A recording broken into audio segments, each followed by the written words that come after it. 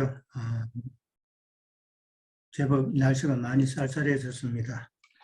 한국은 여기보다 더 춥겠죠? 예. 오늘은 에스겔서 37장입니다. 에스겔 37장 그러면은 참 어릴 때부터 설교를 많이 들어왔고 성경 공부도 많이 했던 그런 내용인데, 사실 그때는 이 말씀을 들을 때는 정말 저는 믿어지지가 않았습니다.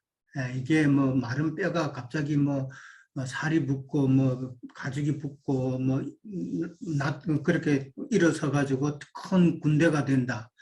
이건 뭐 좀 귀신 신하나 까먹는 소리도 아니고 정말 저는 믿어지지가 않았던 부분입니다. 근데 이제 이게 그냥 문자적으로만 설교를 하고 문자적으로만 이해를 하니까 안 믿어지고 안 깨달아졌던 것인데, 이제는 이 말씀들을 이제 성경에 하는 말씀이 다 구속사에 관한 것이고, 큰 틀에서 구속사에 관한 것이고, 그 다음에 하나님께서 하시고자 하는 그 의미가 뭐라는 것을 이제 중요한 키포인트를 아니까, 이거는 이스라엘의 회복이고, 이스라엘의 회복은 곧 영으로, 다른 영으로 인해서 말라 죽어 있던 우리의 영혼이 참 진리의 말씀, 진리의 영으로 통해서 회복된다는 그런 이야기로 이제 우리는 생각해 볼 수 있으니까 이제 다 이해가 되죠, 모든 것이. 근데 참 어릴 때는 정말 믿기 어려웠던 부분이고, 세상 목회자들이 설교할 때는 보면은 다 엉뚱한 내용으로 설교를 하죠.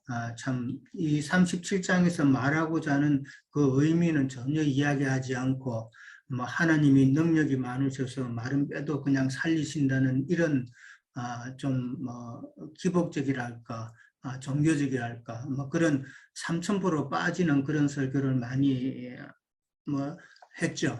그러니까 뭐 더더욱 이해가 안 되고 하는 부분이었는데, 오늘은 37장을 통해서 참 이스라엘의 회복을 이제 설명하는 것이잖아요. 이스라엘의 회복을 이제 말씀하시면서 이제 두 가지를 이야기를 하죠. 마른 뼈에 대한 환상을 이야기를 하시고 1절에서 14절까지죠. 그 다음에 이제 두 번째는 15절부터 마지막 절까지는 이제 두 막대기를 통해서 이스라엘이 연합이 되고 그것이 이제 온전한 회복이다라는 것을 이제 암시해주고 있습니다. 마른 뼈에 대한 그 환상에서는 이제 1절에서부터 10절까지는 마른 뼈에 대한 그 환상 이야기가 나오고, 그 다음에 11절에서 14절까지는 그 마른 뼈의 그 환상의 그 의미를 자세한 내용을 이제 풀이해 놓은 그런 식으로 되어 있죠. 그러니까 회복의 그 과정을 갖다가 마른 뼈의 그 환상을 통해서 회복하는 그 과정을 설명하시면서, 자세히 보면은 거기에는 하나님의 그 능력이 있고, 그 다음에 하나님의 은혜가 그게 같이 곁들여져 있다는 것을 이제 우리는 보게 됩니다. 하나님께서 이렇게 좀 마른 뼈에 대한 거, 그 다음에 두 막대기 좀 충격적이고 좀 더 시각적인 그런 방법을 지금 하나님께서 쓰시잖아요. 마른 뼈다 하면 상당히 충격적이죠. 그 다음에 이제 두 막대기를 이제 보여줘서 연합이 될 것이라는 그런 좀 시각적인 그런 이제 또 방법을 하나님께서는 쓰셔가지고 이렇게 설명을 하시는 것은 이제 이스라엘의 회복을 확실하게 하실 것이다라는 그런 의미가 있다고 이제 그렇게 생각을 해봅니다. 자, 오늘 보면 이제 마른 뼈가 나오죠. 마른 뼈는 뭐 잘 아시다시피 이스라엘 민족, 이스라엘 백성들을 두고 하는 말인데, 참 심판받은 멸망당한 이스라엘 백성들을 두고 하는 말이지만은 영적으로 보면은 우리들에게 적용해서 보면은 이제 거의 죽은 상태죠. 영적으로 거의 죽은 상태인데, 왜 이렇게 이스라엘 백성들을 갖다 마른 뼈로 표현을 하셨는가? 이스라엘 백성들이 이렇게 마른 뼈로 표현을 하시고, 그 다음에 그 마른 뼈에 있어서 이제 말씀을 들을지어다라고 이런 표현을 합니다. 에스겔을 통해서 대언해서 하나님의 말씀을 전달한다는 이 말은 결국은 마른 뼈가 된 원인은 이스라엘 백성들이 하나님의 말씀을 듣지 않았기 때문에 이런 결과가 되었다는 것을 우리는 또 생각해 볼 수가 있는 것이죠. 그러니까 참 회복에 불가능한 상태가 되었지만은 그렇지만은 마른 뼈도 들을 기는 있었다는 것이죠. 그래서 에스겔 선지자를 통해서 대언을 해서 하나님의 여호와의 말씀을 들을지어다라고 그렇게 이야기를 하십니다. 결국은 이제 말씀을 들어야 산다는 것이죠. 말씀을 들어야 영이 죽었던 영이 살아나고 산다는 것인데 그 말씀을 듣고 나서 그 다음에 중요한 것이 바로 생기가 들어가야 된다는 것이죠. 그것을 이제 오늘 우리는 생각해 볼 수가 있습니다. 그 다음에 이제 그 1절에 보면은 이제 그의 영으로라고 이제 나옵니다. 이제 환상을 보았다는 것이죠. 환상을 보아서 어디로 들고 가시냐 하면은 골짜기 가운데 두셨다라고 나옵니다. 이 골짜기는 비크하라고 그래가지고 3장 22절에 나왔던 그 덜이라는 그 덜인데 처음에 예루살렘이 멸망당할 것을 하나님께서 이제 계시로 받았던 그 장소입니다. 같은 단어를 쓰거든요. 그렇게 이제 보면은 예루살렘 성 멸망을 들었던 그 절망적인 그 장소에서 다시 회복의 환상을 보게 되는 그런 소망의 장소가 이제 된다는 그런 의미로 우리는 생각해 볼 수 있고요. 근데 하나님께서 그 에스겔을 이제 그 뼈들 속으로 이제 지나가게 하시죠. 지나가게 하시면서 에스겔이 본 것은 두 가지를 깨닫습니다. 첫째는 뼈들이 아주 많다는 것이죠. 뼈가 아주 많았다고 그랬어요. 그 다음에 뼈가 아주 말랐더라라는 사실을 알게 됩니다. 두 가지 사실을 알게 되는데 뼈가 가득하고 아주 말랐다는 말은 이제 뭐 거의 사람의 이성적인 생각으로는 살 수가 없는 상태, 무슨 아무것도 할 수 없는 그런 상태라는 것인데 아주 말랐더라는 말은 이제 죽은 지 오래됐다라는 그런 의미도 생각해 볼 수 있고요. 근데 3절에 가면은 이제 하나님께서 에스겔 선지자에게 능히 살 수 있겠느냐라고 그렇게 질문을 하십니다. 뭐 사람의 생각으로는 부정적인 답변이 나올 수밖에 없죠. 뭐 어떤 말이 나오겠습니까? 부정적인 생각밖에는 없는데, 근데 에스겔이 참 지혜 있는 대답을 하죠. 인간의 생각대로 말하지 않고 참 지금 에스겔은 그의 영에 이끌려서 환상 중에 있으니까 그의 영의 지혜로 대답을 하게 되는 것이죠. 그래서 주께서 아시나이다라고 이제 여호와여 주께서 아시나이다라고 대답을 합니다. 이제 주께서 아시나이다 하는 이 말 속에는 하나님만이 아신다는 것이죠. 하나님만이 아시고 참 하나님과 연관해서 이제 대답을 하셨는데 베드로가 이제 그 예수님을 고백할 때에 이제 예수님이 말씀하셨잖아요. 이렇게 네가 그렇게 깨닫게 하신 것은 하나님의 영으로 인해서 네가 깨달은 것이다 라는 그런 이야기인데 에스겔도 지금 그 영에 사로잡혀서 환상 중에 있으니까 그 영으로 인해서 주께서 아시나이다 라는 이런 참 대답을 했다고 생각을 해봅니다. 4절에 보면은 이제 그 대언을 했다는 말이 나옵니다. 대언을 하라는 말이 나오는데 4절에도 나오고 그 다음에 9절에도 나옵니다.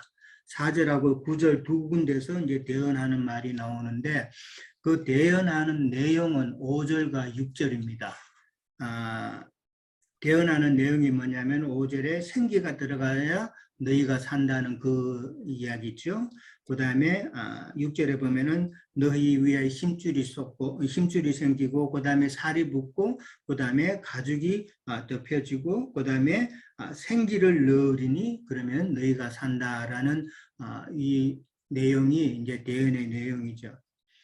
그렇게 함으로써 대언하는 그 응답이 7절하고 10절에 이제 그게 나타나죠. 7절에서 이제 보면은 뼈들이 서로 연결이 되어서 살아나는 그런 모습이 나타나고, 그 다음에 이제 그 10절에도 보면은 생기가 들어가 가지고 살아서 일어나서는데 극히 큰 군대가 되는 그런 모습이 나옵니다. 그러니까 일단은 이제 외형적으로 뼈대가 맞춰지고 이제 골격이 형성이 되는 상태에서 그 다음에 이제 반드시 중요한 생기라고 그랬는데 이 생기는 러하우라 그래가지고 곧 이제 성령이다 그랬는데 예수 그리스도의 그 영으로 우리는 이해를 합니다. 아무리 뼈대가 멀쩡해도 이 생기가 없으면은 아무 것도 아니죠. 그냥 육체에 육체만 있는 거나 마찬가지죠. 이 육체라는 단어가 이제 바사르라 그랬는데 그 이 바사라라는 단어, 히브리 단어에는 짐승이라는 의미도 똑같이 있어요. 그러니까 생기가 없으면은 육체는 짐승과 동일하다라는 그런 의미죠. 그래서 반드시 예수님의 그 영, 그 생기가 있어야만이 참 온전해진다는 것인데, 그 다음에 이제 그 여기 대언한다는 이 말씀이 에스겔서 37장 그 마른 뼈 환상에서만 여러 번 나옵니다. 이 대언한다는 말을 우리가 좀 생각해 볼 것이 잘못하면은 에스겔이 자기가 하나님의 말씀을 전하는데 대언한다는 이 표현이 들어감으로써 하나님께서 하시는 말씀이다라는 것을 이제 이야기를 하는 것이죠. 근데 대언했다는 말이 빠져버리면은 잘못하면은 에스겔이 그렇게 하나님의 말을 갖다가 자기 것으로 변환해서 그렇게 말할 수도 있다라는 것을 우리는 생각해 볼 수 있죠. 사실 오늘날 교회에 많은 사람들이 설교하는 거 들어보면은 자기가 말하는 것처럼 하잖아요. 그것을 이제 우리는 깨달아야 되죠. 근데 에스겔은 지금 마른 뼈 환상에서 이 대언했다는 말이 많이 나옵니다. 그러니까 참 하나님께서 하시는 말씀을 에스겔 선지자는 그대로 대언하는 참 순종하는 자세를 우리는 생각해 볼 수 있다. 그런 말씀입니다.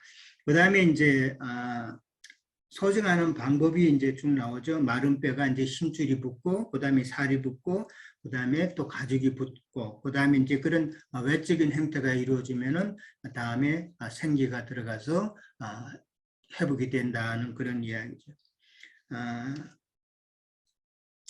그 다음에 이제 큰 군대가 서는데 살아나서 일어섰다라고 그랬는데, 이제 원어적인 의미로 보면은 그들의 발로 스스로 일어섰다라는 그런 의미가 되죠.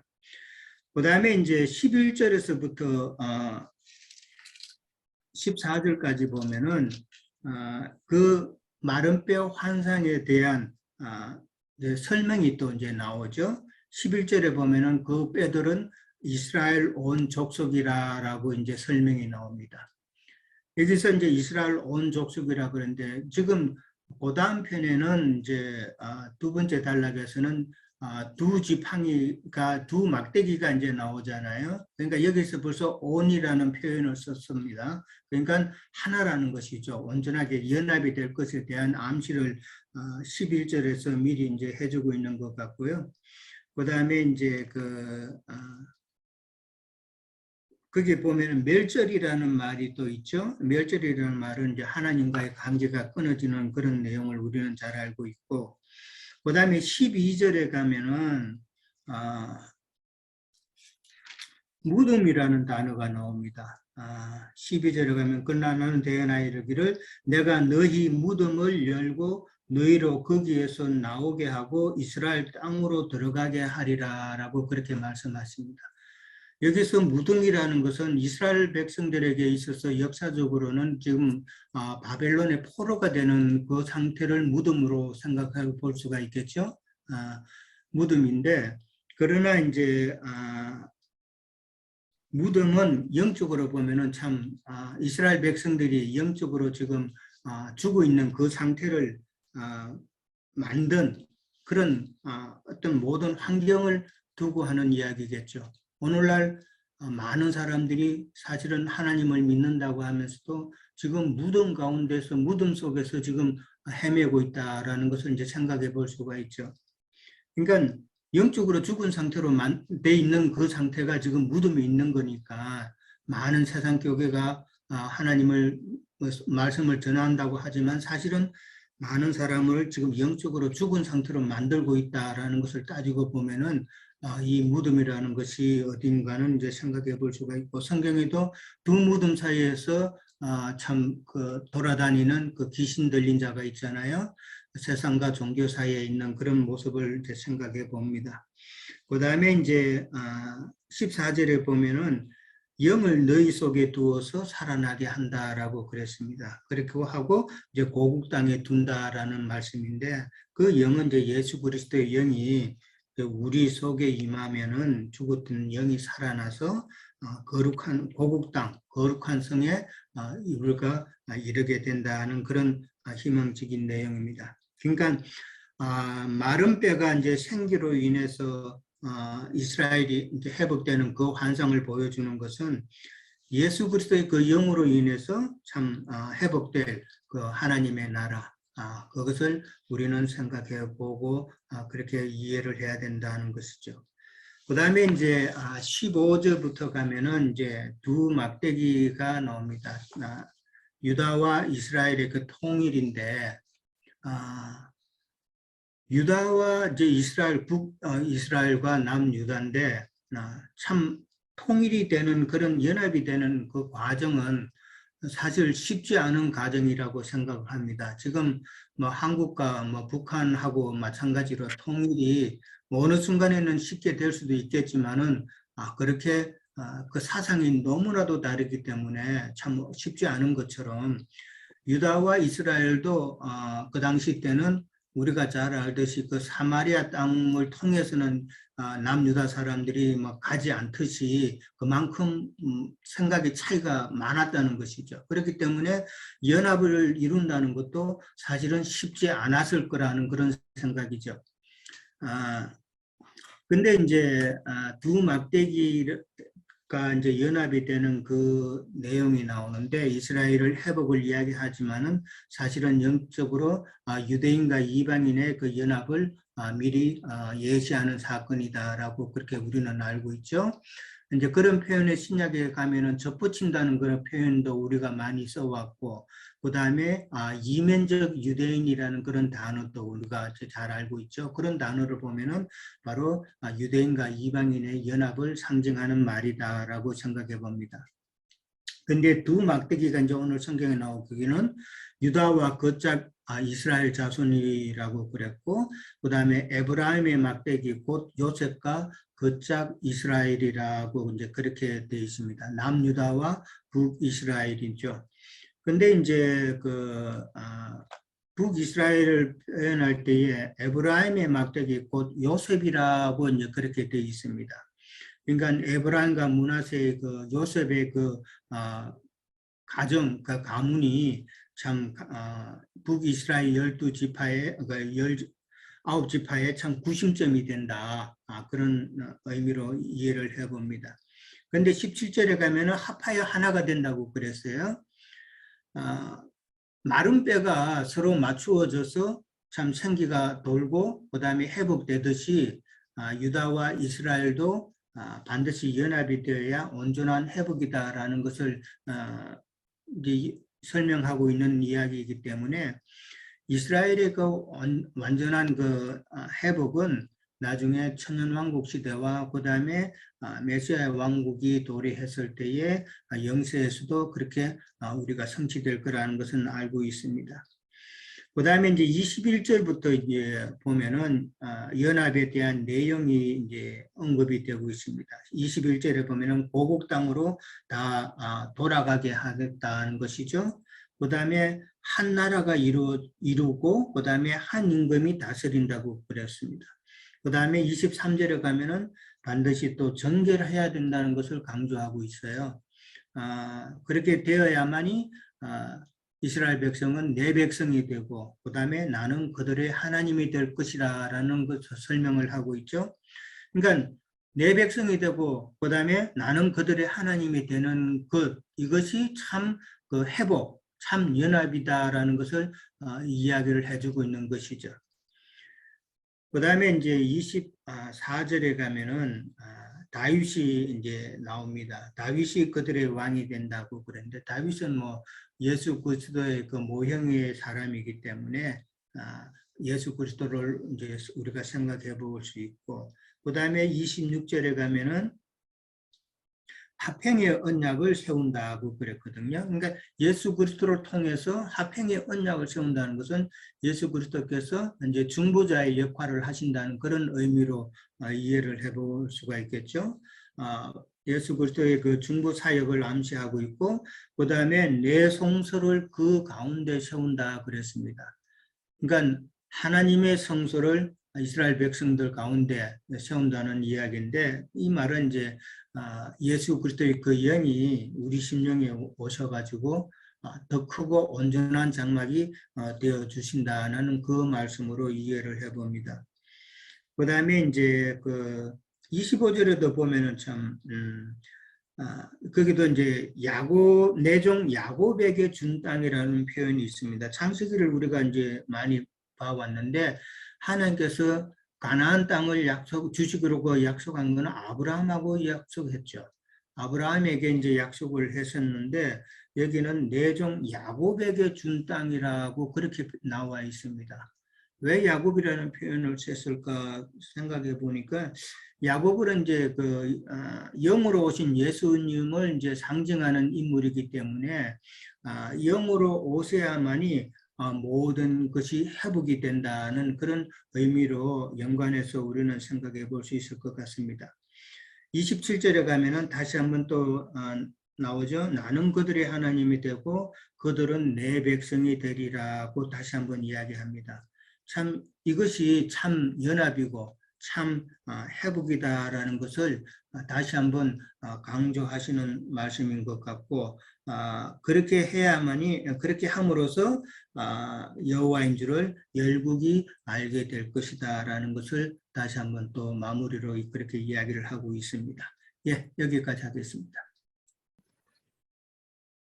또 에스겔을 통해서 그 선지자죠. 선지자의 어떤 개헌을 우리가 한번 더 이렇게 깊게 이해하는 것 같습니다.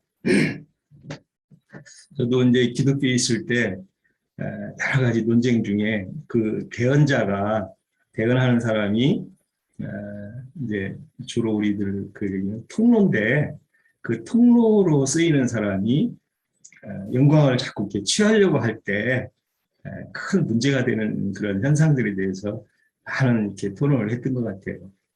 그래서 이제 저도 요한복음 7장 17절에 그 하나님의 뜻을 행하는 자가 이제 대언자인데, 그 대언자가 스스로 이제 영광을 취하게 되는 그런 현상이 이 타락한 세상 교계에 이렇게 실현되는 것을 참 많이 이렇게 우려하고 그거에 대해서 이렇게 논했던 것 같아요. 저도 그래서 주님 앞에 있는 사람들이 자칫하면은 타락하고 어떤 그 미혹의 영으로부터 이렇게 그 영의 그 접근이 되니까 스스로 영광을 취하는 그런 형태가 자기도 모르게 이렇게 실현이 된다는 것을 참 많이 봐왔던 것 같아요. 그래서 우리가 신앙하고 예수님 믿을 때 참 바울도 이제 그 큰 사울이 됐다가 바울이 작은 자로 이렇게 변하는 그런 것을 보고 많은 그 우리 사역자들한테도 그런 얘기를 이렇게 했던 거고 서로 이제 논했던 그런 기억들이 있습니다. 그래서 이제 그렇게 타락한 그 미혹의 영으로 이렇게 작동하다 보니까 말씀 안에서 이렇게 진리들이 이해되는 게 부족하고, 우리 이제 형제님도 선지자 쪽으로 이렇게 이제 많은 그 대응을 해 가시는데 그중에 살려주러 온 영에 대한 이해가 굉장히 기독교에는 부족하다는 것을 우리 지체들은 많이 느낄 겁니다. 저도 그런 부분에 대해서 우리 형제님을 통해서 더욱 분명한 이상들을 보게 된 것이 형제님을 통해서 참 그런 것에 감사를 느끼고 있습니다. 또 그래서 오늘 그 말씀 중에 이제 나눠야 될 부분이 저는 로마서 8장을 한번 바울 사도가 얘기하는 것을 한번 나눠보고 싶습니다.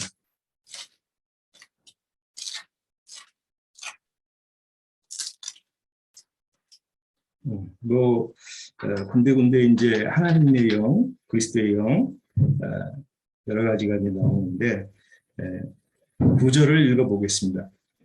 만일 너희 속에 하나님의 영이 거하시면 너희가 육신에 있지 아니하고 영에 있나니 누구든지 그리스도의 영이 없으면 그리스도의 사람이 아니라 또 그리스도께서 너희 안에 계시면 몸은 죄로 말미암아 죽은 것이나 영은 의로 말미암아 살아있는 것이니라.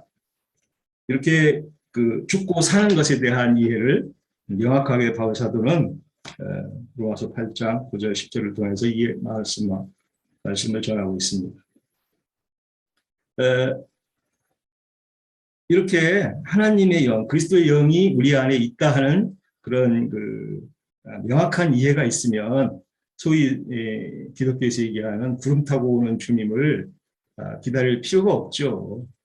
또 그런 미혹에 속지도 않게 되고 그들이 얼마나 그 곁길로 다른 길로 이 신앙을 가고 있고 예수님을 그렇게 구름 타고 오는 주님을 그렇게 이렇게 목매이게 기다리는 그런 상황들이 참 진리를 우리가 이해한 사람들은 참 어이가 없죠. 그런 그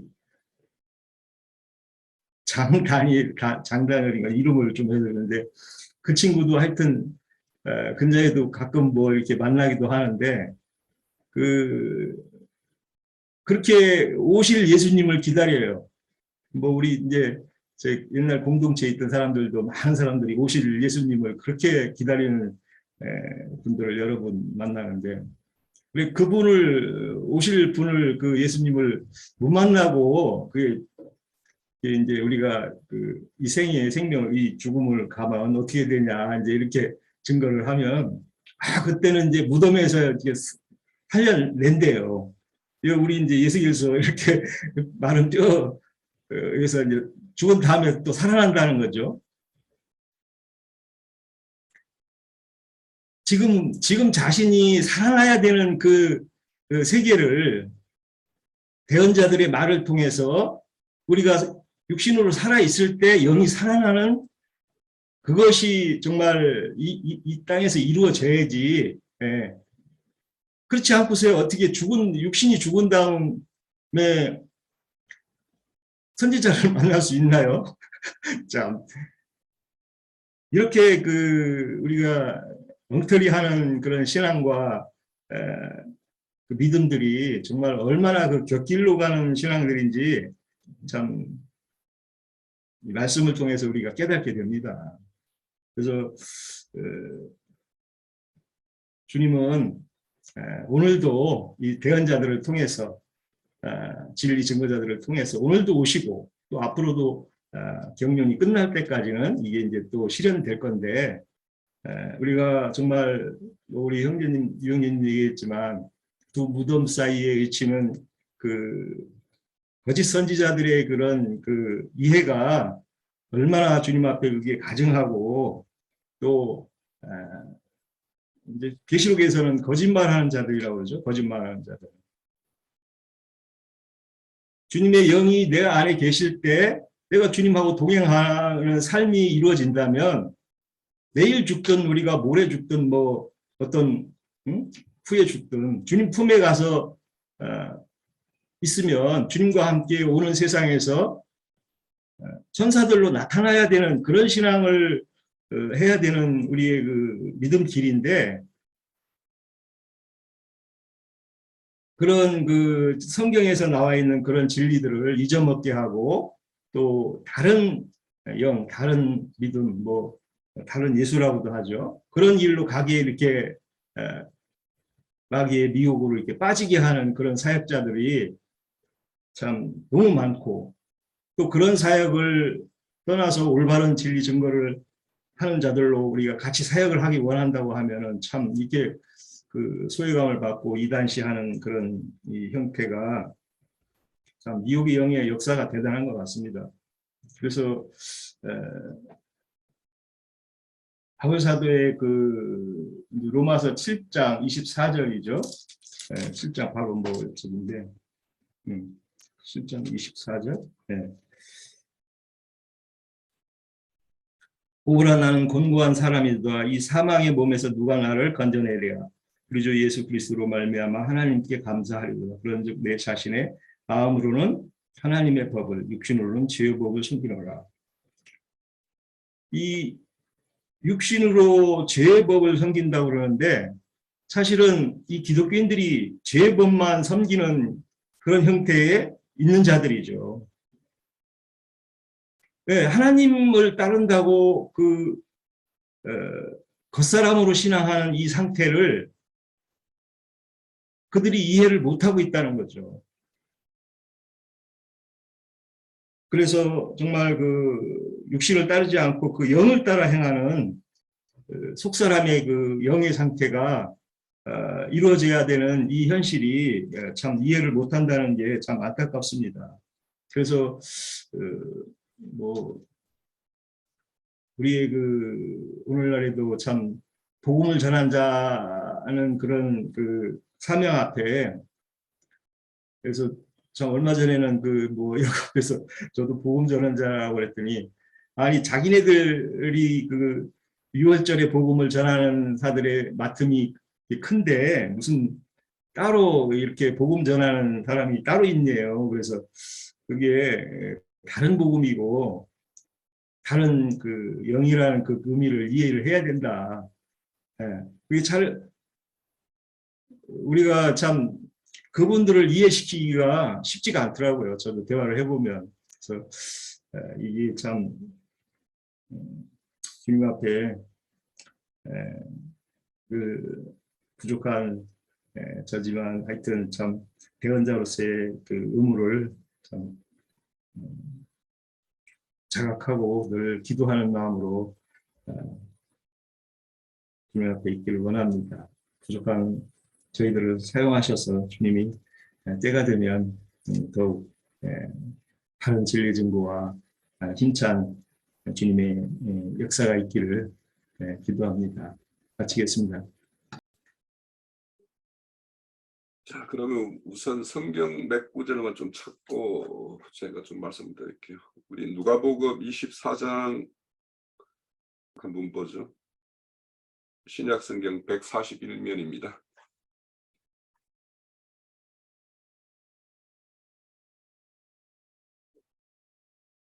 38절부터 한번 좀 볼게요. 우리가 이거는 교회 중에 많은 증거를 들었고 일반 교회에서 크게 오해하는 부분과 오늘 우리가 또 이렇게 말씀 보는 37장과 상당히 맥이 같이 하는 것 같아요. 자, 예수께서 이르시되 어찌하여 두려워하며 어찌하여 마음에 의심이 일어나느냐. 내 손과 발을 보고 나를 나인 줄 알라. 또 나를 만져보라. 영은 살과 뼈가 없으되 너희 보는 바와 같이 나는 있느니라. 이 말씀을 하시고 손과 발을 보이시나 그들은 너무 기뻐함으로 아직도 믿지 못하고 놀랍게 여길 때 이르시되 여기 먹을 것이 있느냐 하시니 이에 구운 생선 한 토막을 드리니 받으사 그 앞에서 잡수시더라. 자, 요 말씀을 우리가 이제 일반 우리가 예전 교회 다녔을 때는 주님이 우리와 동일한 어떤 육신의 몸과 같은 이런 형태를 입고 온 걸로 이렇게 우리는 이해를 했지만, 이것이 이제 교회에 대한 어떤 이상이라는 것을 우리는 다 이제 교회 증거를 통해서 이렇게 듣고 있었죠.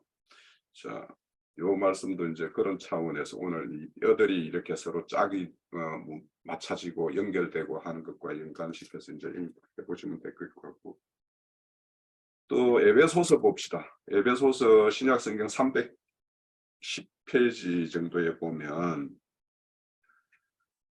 에베소서 1장 10절입니다.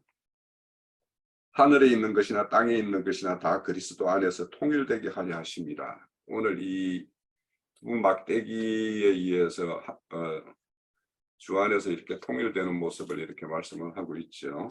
그 통일되는 구체적인 모습이 이제 2장에 가면 쭉 나와요. 우선 이제 14절에 볼게요. 2장, 에베소서 2장 14절. 그는 우리의 합형이신지라 둘로 하나를 만드사 은수된 것, 곧 중간에 막힌 담을 자기 육체로 허시고 법정으로 된 계명의 율법을 폐하시니 이는 둘로 자기 안에서 한 세 사람을 지어 합형하게 하시고, 오늘 이렇게 마른 뼈들이 큰 군대를 이룬다라고 이렇게 말씀을 해요.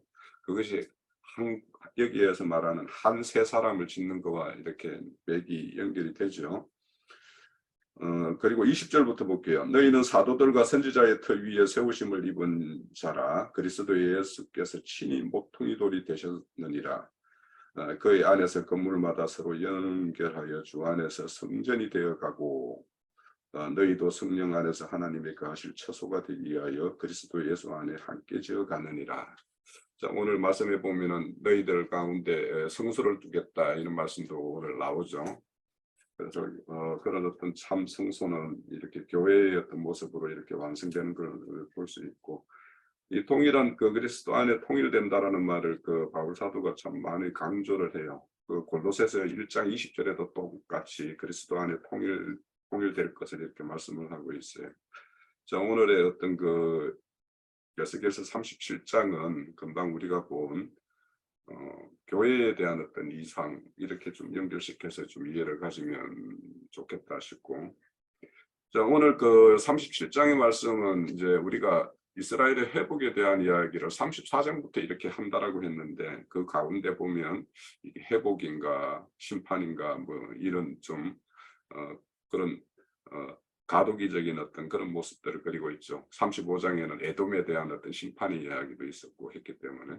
근데 이제 36장에 오면 하나님의 영을 너희 속에 두어 새 마음을 너희에게 주고 굳은 마음을 제하여 부드러운 마음을 줄 것이다 이렇게 말씀을 해요. 그래서 실질적으로는 이제 이 말씀한 것이 이제 실행되어지는 그 이루어져 가는 모습이 이제 37장부터 그 이후에는 이제 그 뭐 40장 이후에는 이제 성전이 지어가는 어떤 그런 모습들을 우리가 볼 수가 있어요. 그런데 이 말씀은 에스겔서 11장부터 이제 있어요. 11장부터 이스라엘을 어떤 가마안의 뭐 고관들이나 우리는 가마안의 고기다 이렇게 할 때 그 하나님의 어떤 심판이 임하고 바로 거기에 연결해서 이제 회복을 말씀할 때도 내가 너희에게 새 영을 주고 한 새 마음을 주고 새 영을 주어서 돌 같은 마음을 제하겠다 이런 말씀이 바로 나왔어요. 그래서 결국에는 여기에 생기를 대언하여 생기를 이렇게 넣는 것은 결국에는 여기 이제 새 영을 부어주는 것과 마찬가지겠죠. 그런데 이제 여기 보면 이제 두 가지 크게 달라게 아까 이제 유영님께서도 말씀하셨는데 마른 뼈에 대한 환상이 있고 그리고 두막대기에 대한 어떤 환상이 있어요. 그런데 이제 이 두막대기를 보면서 저는 이제 우선 연상되는 게 그 가나안 땅을 정탐꾼을 보냈다가 정탐꾼들이 가가지고 그 막대기에다 포도송이를 이렇게 깨어서 이렇게 메고 나오는 이야기가 나와요. 그래서 실질적으로 그거는 가나안 땅의 그런 풍성한 어떤 포도송이를 이렇게 추수하는 어떤 모습이기도 한데, 여기에 이제 마른 뼈들을 이렇게 살릴 때 그 생기를 받아서 받아 산 자가 있을 것이고 또 그 끝내 그 생기를 받지 않는 자도 분명히 있겠죠. 그래서 그런 어떤 추수와 관련되는 어떤 모습도 이렇게 그림이 그려지고 합니다. 근데 여기 보면은 마른 뼈가 아주 마른 뼈 상태다 이렇게 말씀을 해요. 그래서 이게 좀 어중간히 이렇게 마른 뼈면은 이게 생기를 받고 이게 살아날까? 요즘에 우리가 문둥병도 이제 공부할 때 온몸에 바래야지 이제 살듯이 이 마른 뼈가 아주 말라야지 이렇게 살아날 수 있겠죠. 그리고 이제 이 말씀도 또 우리 선한 사마리아인의 어떤 그 말씀에 보면 예루살렘에서 여리고로 내려가다가 이렇게 강도 맞은 자도 그반 죽었기 때문에 그 이방인 사마리아인이 와서 자기 몸을 막 이렇게 들추고 이렇게 메고 해도 이렇게 허락하지, 조그만 정신이 있으면은 이 어디 사마리아인이 내 몸에 손대냐고 이렇게 항변하고 그 못했을 거 아닙니까? 그런 어떤 것도 좀 이렇게 읽혀지고요. 그리고 이제 선지자하고 이제 하나님하고 이렇게 대화 과정에서 이 하나님이 하십니다 이렇게 말씀을 해요. 이게 살아나겠냐 하니까, 그거 살고 안 살고는 내가 살릴 주권이 나에 있는 것이 아니기 때문에 하나님께서 아시죠. 제가 어떻게 하십니까? 이렇게 말씀을 하는 것도 보면서 금방 우리 그 형제님들이 대언을 맡은 자들의 어떤 그런 역할 이런 것들을 말씀하셨는데 그런 것들이 중요하겠죠.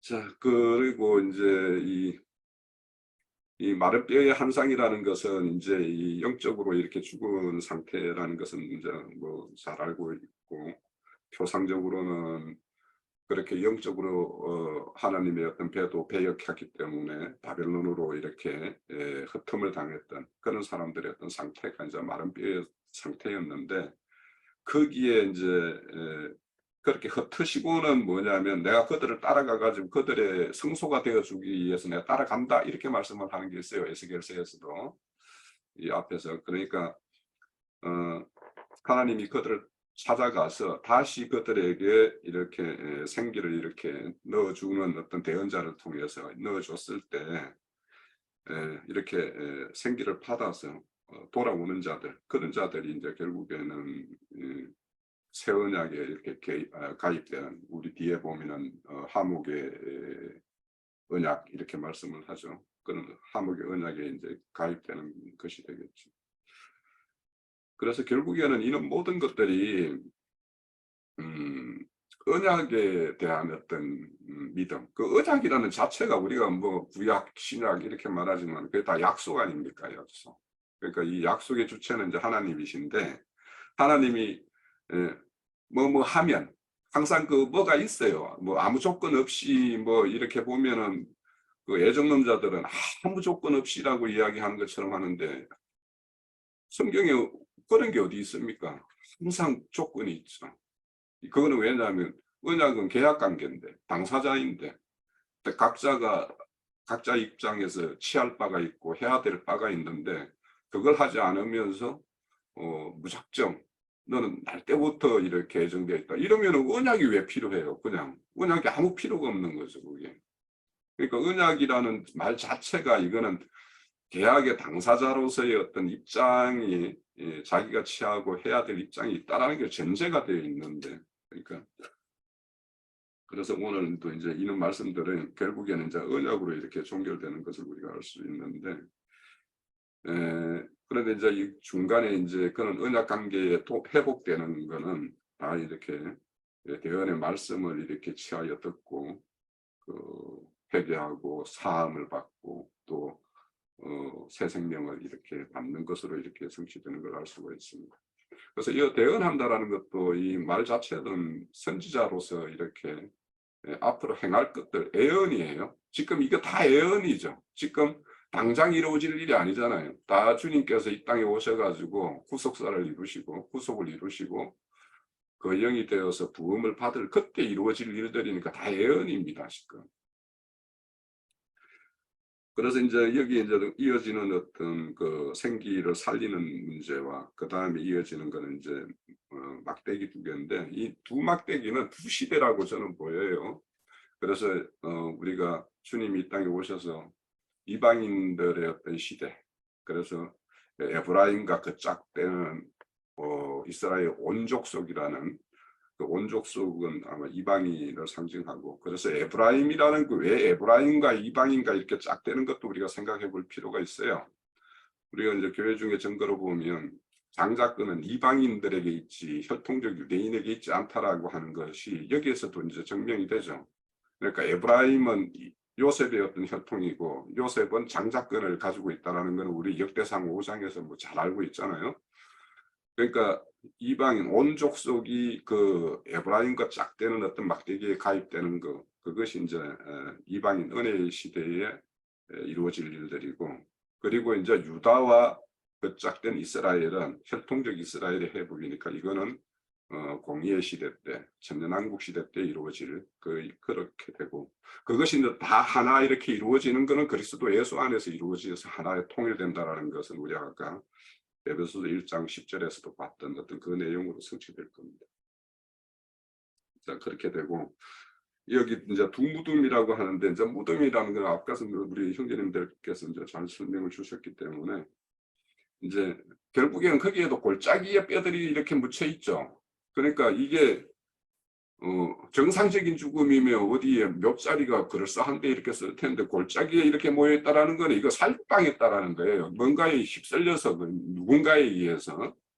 그러니까 죽임 당한 자 이렇게 말씀을 하고 있죠. 그러니까 그 죽임 당한 자들이 자기 스스로 죽은 자도 뭐 물론 이제 뭐 자칭 의인이라고 하는 사람들은 스스로 죽은 자일지 모르겠으나 그냥 몽매하게 이렇게 끌려가서 이렇게 죽임 당하는 것이 이제 오늘날 그런 어떤 실상인데, 그래서 우리 그 에스겔서도 이렇게 보면은 에레미야 선지자 같은 경우도 보면 살육의 골짜기 이렇게 말하고, 요엘 선지서에 보면은 여호사밧 골짜기 뭐 이렇게 말씀도 나오고 그래요. 그러니까 그 골짜기에 이렇게 다 죽임을 당하는 것을 볼 수가 있는데,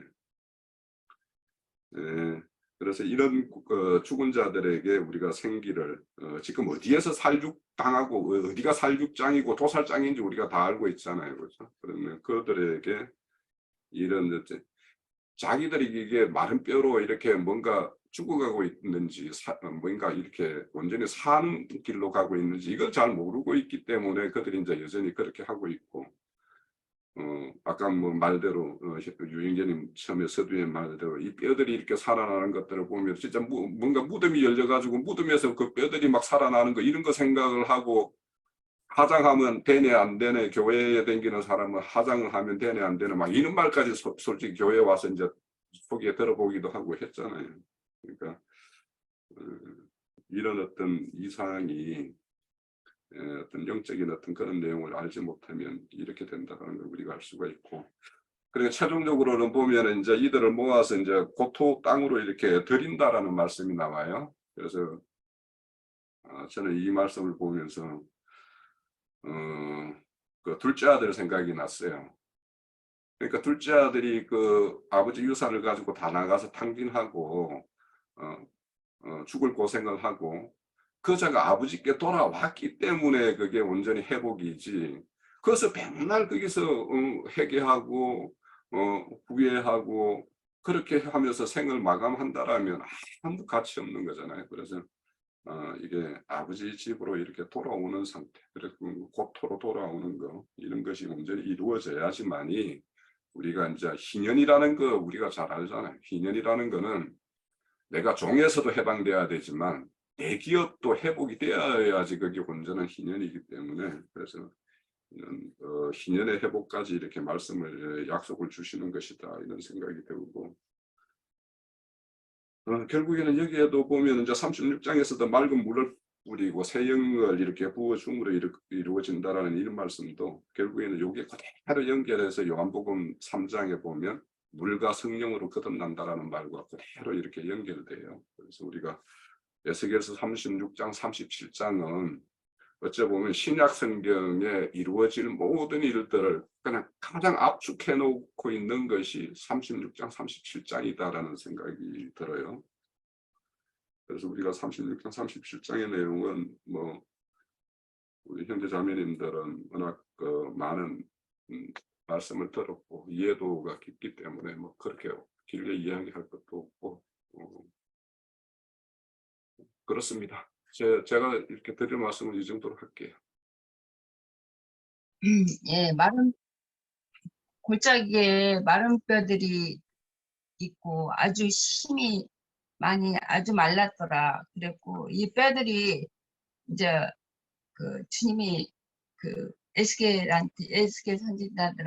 선지자한테 물어봤을 때 이 뼈들이 살겠느냐 때 이제 주께서 이제 하실 것을 그 말씀을 하셨잖아요. 근데 그 6절에 보면은 이 힘줄을 두고 살이 입히며 가죽이 덮여 그 속에 생기가 넣으니 너희가 살리라. 이거는 앞으로 이제 그렇게 할 것이다 하는 말씀이잖아요.